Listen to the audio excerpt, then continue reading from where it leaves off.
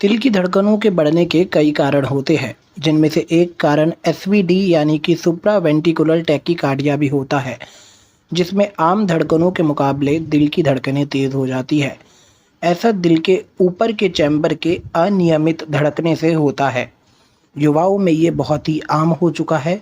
Depression और थकान के कारण इस तरीके की परेशानी देखने को मिलती है, लेकिन घबराना नहीं चाहिए। इसी पर ज़्यादा जानकारी हमें दी कार्डियोलॉजिस्ट ने। देखिए, इसके कुछ कारण हैं। एक तो बिनाइन कॉजेज़ हैं, मतलब कि बहुत चिंता करने का विषय नहीं है। उसमें कई बार स्ट्रेस की वजह से भी खासकर यंग पेशेंट्स में हो सकता है। हम ईसीजी करते हैं तो उसमें कुछ ऐसा निकलता नहीं है, और इको करके देखते हैं उसमें भी हार्ट नॉर्मल निकलता है।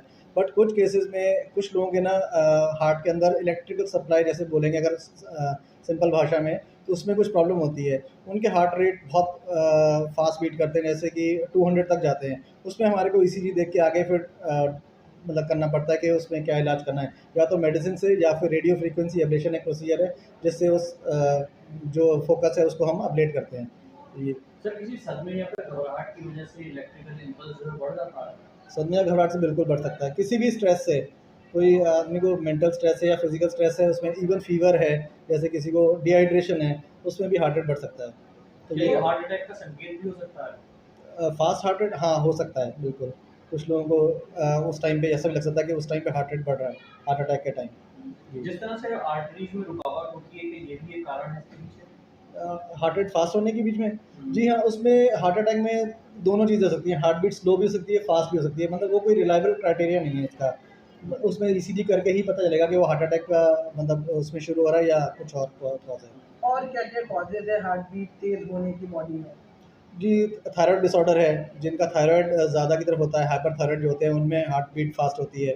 और जैसे कि मैंने बताया कि डिहाइड्रेशन है, पानी की कमी है, उसमें भी हो सकता है। किसी को फ़ीवर हो रहा है, किसी को वैसे कोई इंजरी हुई है, इन सब कारणों से आपका हार्ट रेट बढ़ सकता है।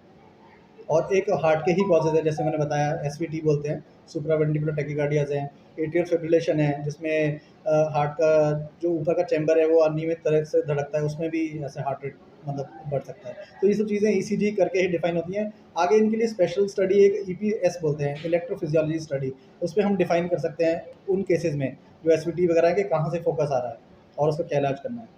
कई बार लोग क्या होते हैं, इन तमाम सिम्टम्स को इग्नोर करते रहते हैं।